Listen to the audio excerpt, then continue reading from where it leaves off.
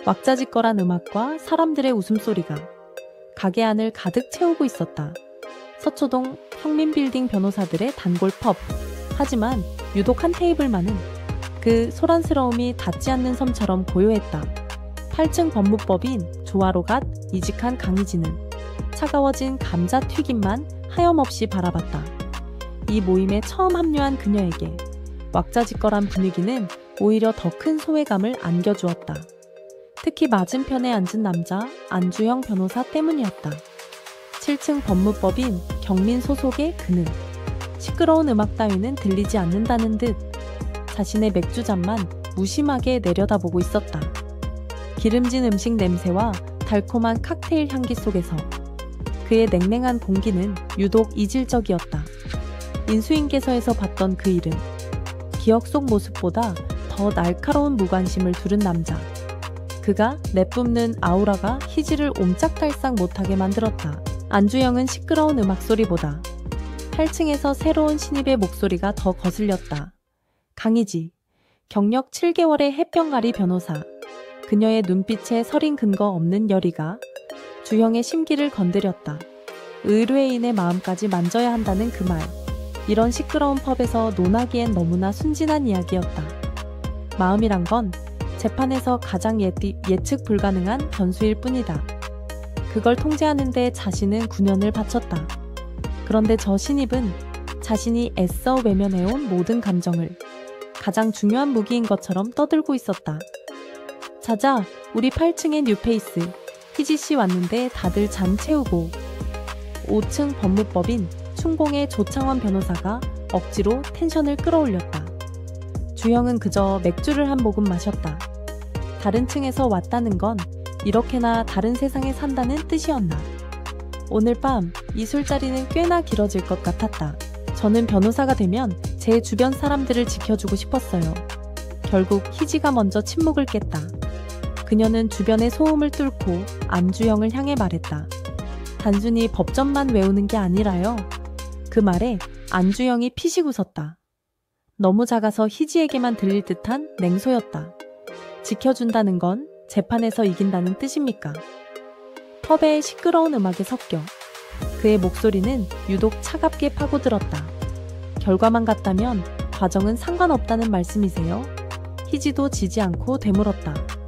과정이 어떻든 의뢰인이 원하는 건 승소입니다. 그게 이 바닥의 룰이죠. 그 과정에서 진실이 왜곡될 수도 있잖아요. 변호사님이 만드신 게 진실인지 그럴듯한 거짓인지 모를 수도 있는 거고요. 희지의 말은 명백한 도발이었다. 두 사람 사이에 흐르는 팽팽한 긴장감에 왁자지껄하던 테이블의 공기가 순간 얼어붙었다. 이건 단순한 의견 차이가 아니었다. 서로 다른 방식으로 살아남아온 두 변호사의 자존심을 건 선전포고였다. 아이고, 두 분 다 술이 좀 올랐나? 아주 뜨겁네, 뜨거워. 안주형과 같은 7층의 배문정 변호사가 너스레를 떨었다. 그녀는 이 심각한 분위기를 어떻게든 깨고 싶었다. 맛있는 안주와 시원한 맥주를 즐길 권리를 방해받고 싶지 않았다. 6층 법률사무소 오전에 하상기 변호사는 못 들은 척 새로 나온 치킨 조각에 포크를 가져갔다. 이런 영양가 없는 논쟁에 끼어들 시간에 한 조각이라도 더 먹는 게 이득이었다. 한편 5층의 조창원 변호사는 좌불안석이었다. 특유의 이 성향으로 분위기를 띄워야 한다는 사명감과 두 사람의 싸늘한 기싸움 사이에서 갈피를 잡지 못했다. 형민빌딩의 어쏘 변호사들은 모두 느꼈다. 이건 단순히 다른 로펌 소속 변호사들의 흔한 토론이 아니라는 것을. 그 중심에 선 두 사람 사이에는 이 펍의 시끄러운 소음도 뚫지 못하는 보이지 않는 벽이 존재하고 있었다. 논쟁은 잦아들 기미를 보이지 않았다. 안주형은 시종일관 냉정한 논리로 희지를 몰아세웠다. 그의 말은 모두 사실이었지만 그래서 더 잔인하게 들렸다. 바로 그때였다. 혹시 그 안주영 변호사님 맞으세요? 희지가 모든 걸 체념한 듯한 목소리로 물었다. 그 한마디에 두 사람 주변의 모든 소음이 거짓말처럼 멎었다. 안주영의 표정이 처음으로 굳었다. 늘 평온하던 그의 눈빛에 당혹감이 스쳤다. 무슨 말입니까? 제가 알던 분이랑 너무 닮으셔서요. 이름도 그 차가운 눈빛도. 희진은 안주영의 눈을 피하지 않았다. 그 눈빛은 나는 당신의 과거를 알고 있다는 명백한 주문이었다. 주변 동료들도 놀란 표정으로 두 사람을 번갈아 쳐다봤다. 안주영은 혼란스러웠다. 자신이 아는 사람 중에 강희지라는 이름은 없었다. 하지만 그녀의 눈빛은 잊었다고 믿었던 어떤 기억의 창고를 억지로 열려고 하고 있었다. 얼떨떨한 표정. 그것이 지금 안주영이 할 수 있는 유일한 반응이었다. 손에 쥔 차가운 맥주잔이 유독 미끄럽게 느껴졌다. 안주영의 혼란스러운 표정을 뒤로하고 희진은 자리에서 일어났다. 먼저 들어가 보겠습니다. 오늘 반가웠습니다, 선배님들. 그녀의 갑작스러운 인사에 어색한 분위기는 더욱 싸늘해졌다. 희진은 누구의 얼굴도 보지 않고 펍을 나섰다. 차가운 밤 공기가 뜨거워진 뺨을 식혀주었다. 그녀는 잠시 걸음을 멈추고 밤하늘을 올려다봤다. 기억은 몇 년 전 습하고 뜨거웠던 홍콩의 밤으로 거슬러 올라갔다. 피아노 콩쿠르를 마치고 지친 몸으로 걷던 랑콰이퐁의 거리. 수많은 인파 속에서 유독 한 사람이 눈에 들어왔다. 위태롭게 비틀거리면서도 눈빛만은 서늘하게 살아있던 남자. 그는 누군가와 격렬하게 다투고 있었다. 한국어와 영어가 뒤섞인 절박한 외침. 그의 얼굴에 스쳤던 깊은 절망과 분노. 짧은 순간이었지만 희지의 뇌리에 강렬하게 박혔다. 그 남자가 바로 안주영이었다. 오늘 펍에서 본 감정을 철저히 숨기는 그와는 너무나 다른 모습. 대체 그에게 무슨 일이 있었던 걸까?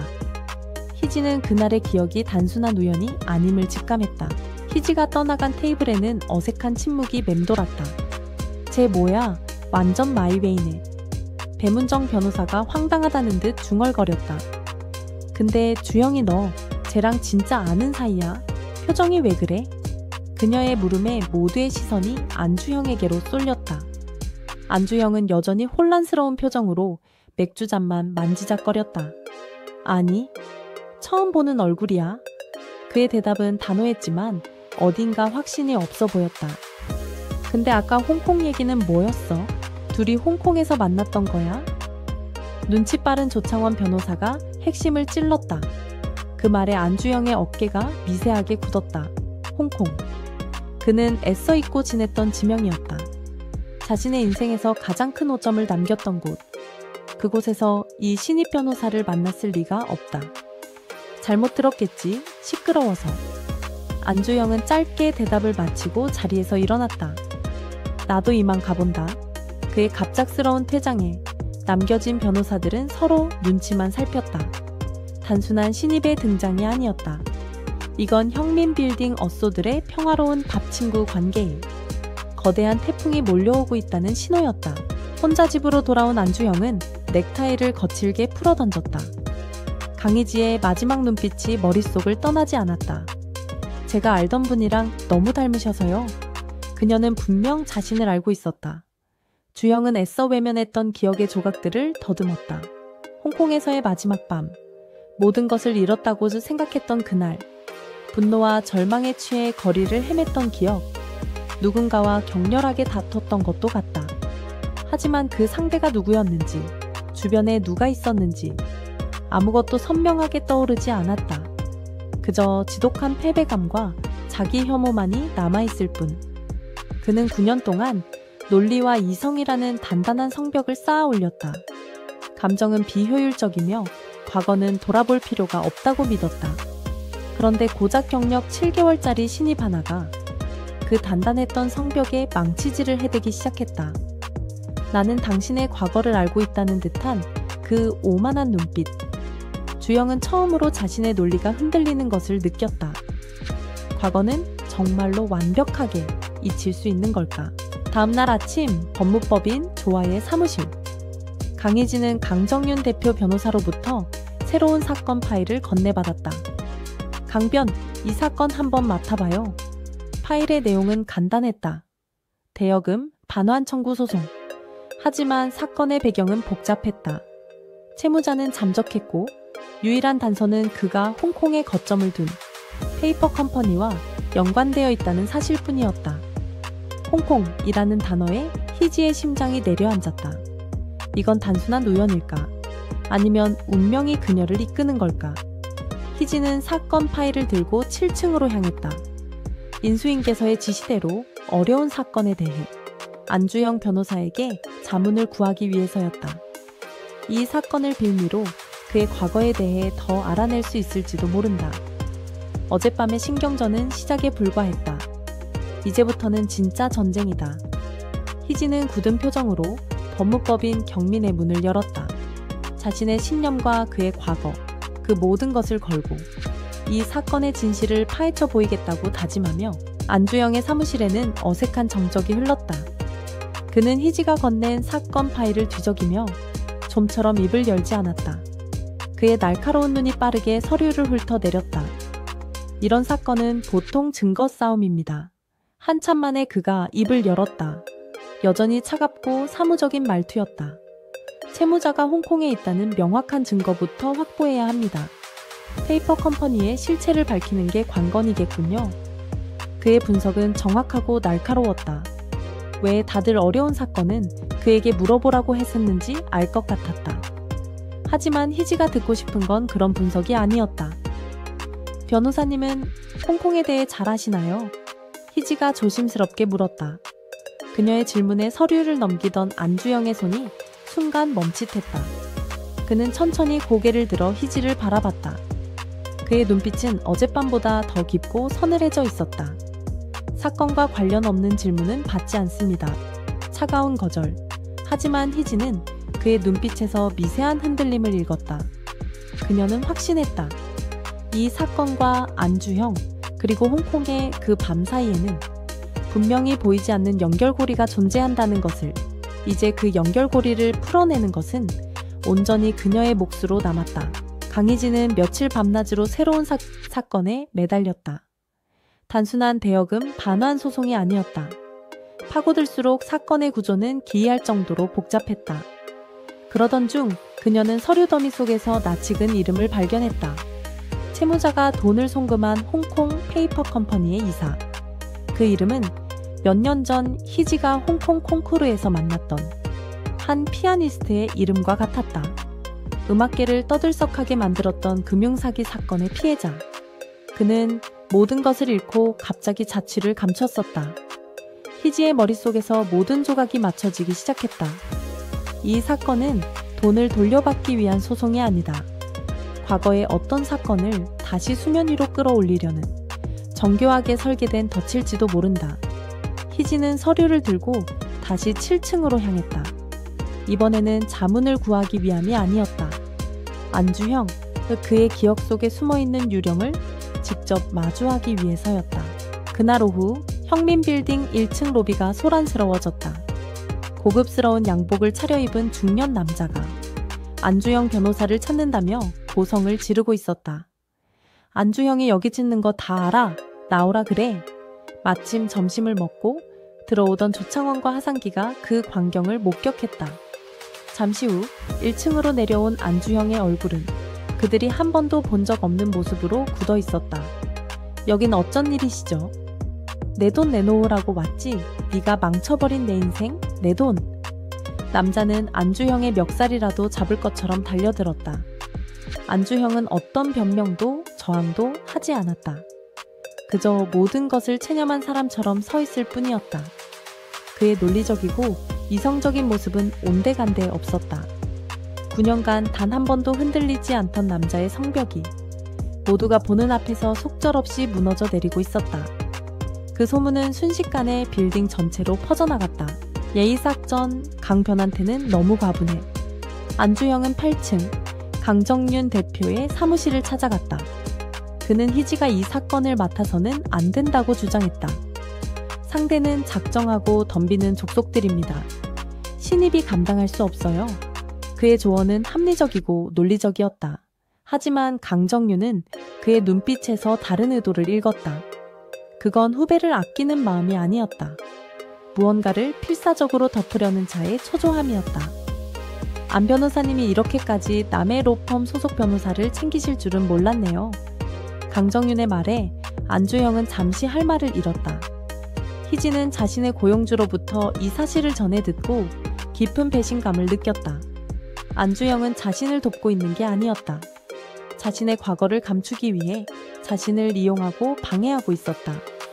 이제 그는 더 이상 어려운 사건을 물어볼 선배가 아니었다. 이 사건의 진실을 사이에 둔 명백한 적이었다. 혼란스러워진 희지는 배문정 변호사를 찾아갔다. 안주영과 로스쿨 동기인 그녀라면 무언가 알고 있지 않을까 하는 신락 같은 희망 때문이었다. 늘 유쾌해하던 배문정은 홍콩이라는 단어에 표정이 굳어졌다. 아, 그 자식 인생에서 가장 최악이었던 시절이지. 그녀는 한숨을 쉬며 이야기를 꺼냈다. 정확히 무슨 일인지는 나도 몰라. 아무한테도 말 안 했거든. 근데 그때 홍콩에서 돌아온 뒤로 완전히 다른 사람이 됐어. 사람에 대한 애정이 가장 충만했던 그녀의 눈에 그 시절의 안주영에 대한 안타까움이 스쳤다. 원래는 안 그랬는데 감정이란 감정은 다 죽여버린 사람처럼 살기 시작했지. 마치 일부러 그러는 것처럼 배문정의 기억 한 조각은 희지에게 사건의 실체보다 더 중요한 것을 알려주었다. 안주영의 냉소와 무심함이 타고난 성격이 아니라 스스로를 보호하기 위해 만들어낸 갑옷이라는 것을. 그 갑옷 아래에는 어쩌면 누구보다 뜨거웠을 심장이 잠들어 있을지도 모른다. 희지는 마침내 진실의 윤곽을 마주했다. 배문정의 조언과 사건 기록을 토대로 재구성한 그날의 사건. 과거 안주영은 금융사기 사건의 피해자들을 변호하고 있었다. 그는 피해자들의 절박한 마음에 깊이 공감했고 이겨야 한다는 압박감에 시달렸다. 결국 그는 결정적인 순간에 감정적인 판단을 내리고 말았다. 상대 측의 거짓 합의 제안에 속아 넘어간 것이다. 그의 실수 하나로 피해자들은 모든 것을 잃었고 재기는 불가능해졌다. 안주영의 논리와 사건이 재밌어서 변호사가 되었다는 말은 어쩌면 거짓말이었다. 그는 원래 약자를 보호하고 정의를 구현하고 싶었을지도 모른다. 하지만 그 신념이 처참하게 부서진 그날 이후 그는 스스로의 마음을 죽이고 논리라는 갑옷을 입었다. 이번 대여금 소송은 바로 그때 그 사건의 피해자들이 안주영 개인에게 보내는 복수의 서막이었다. 그를 가장 괴롭게 만들 방법은 그의 과거를 현재로 다시 끌고 오는 것이었으니까. 그날 밤 희지는 퇴근하는 안주영을 기다렸다. 그의 사무실 앞이 아닌 형민빌딩의 텅 빈 옥상에서. 오늘 로비에 찾아왔던 분 홍콩 사건 피해자 중 한 분이시죠? 희지의 말에 안주영은 걸음을 멈췄다. 그는 대답 대신 희지를 노려보았다. 이 사건 단순한 대여금 소송이 아니에요. 변호사님께 하는 복수죠? 희지는 더 이상 그를 떠보지 않았다. 그녀는 자신이 알아낸 모든 사실을 담담하게 이야기했다. 그가 얼마나 이기고 싶어 했는지, 그래서 어떤 실수를 했는지, 그리고 그 실수가 그의 삶을 어떻게 바꿔놓았는지. 이제 그만 그 갑옷 벗으세요. 희지의 마지막 한마디. 그것은 비난도 동정도 아니었다. 상처 입은 한 인간에 대한 동료 인간으로서의 진심 어린 말이었다. 안주형의 눈빛이 세차게 흔들렸다. 9년 동안 단 한 번도 무너진 적 없던 그의 세상이 소리 없이 무너져 내리고 있었다. 한 신입 변호사의 집요함 앞에서 옥상의 차가운 공기 속에 두 사람은 한참이나 말이 없었다. 안주영은 무너진 성벽의 주인이었다. 희지는 그 폐허를 들여다본 첫 번째 방문객이었다. 이제 만족합니까? 안주영이 겨우 뱉어낸 말은 쓰라린 패배 선언이었다. 그는 희지가 자신을 비웃거나 동정할 것이라 생각했다. 하지만 희지의 대답은 그의 예상을 완전히 빗나갔다. 아니요, 이제 시작이죠. 그녀는 한 걸음 더 다가섰다. 이 사건 이제 저 혼자 못 맡습니다. 아니, 안 맡을 겁니다. 변호사님의 도움이 필요해요. 그게 설령 변호사님의 과거를 끝내기 위해서라도요. 그녀의 눈빛은 더 이상 그를 심판하지 않았다. 그저 이 사건의 담당 변호사로서 동료를 바라보고 있었다. 함께 이 진흙탕을 헤쳐나가자는 무언의 제안. 안주영은 처음으로 자신의 갑옷 아래 맨살을 누군가에게 내보인 기분이었다. 그리고 그게 생각보다 아프지 않다는 사실에 스스로도 놀라고 있었다. 다음날 아침, 형민빌딩 전체에 기묘한 긴장감이 흘렀다. 수년간 은둔형 임대인으로 지내온 건물주 김형민이 빌딩에 입주한 모든 법무법인 및 법률사무소에 대표 변호사들을 긴급 소집했기 때문이다. 희지의 고용주인 강정윤 대표는 오온화한 얼굴 뒤에 우려를 숨겼고, 주영의 보스인 나경민 대표는 무슨 귀찮은 일이냐는 듯 무신경했다. 5층의 성규덕 대표는 사업가적 계산을 하느라 바빴고, 6층의 김유진 대표는 날카로운 분석을 시작했다. 남겨진 어쏘 변호사들은 각자의 사무실에서 도대체 무슨 일이 벌어지고 있는지 추측하며 술렁였다. 안주형과 강희지만이 그 소란 속에서 어젯밤과는 또 다른 종류의 침묵을 공유하고 있었다. 두 사람의 개인적인 폭풍우는 잠시 멈췄지만 더 거대한 폭풍이 형민 빌딩 전체를 향해 서서히 다가오고 있음을 아무도 알지 못했다. 한자리에 모인 대표 변호사들 앞에서 건물주 김영민은 여유로운 미소와 함께 입을 열었다.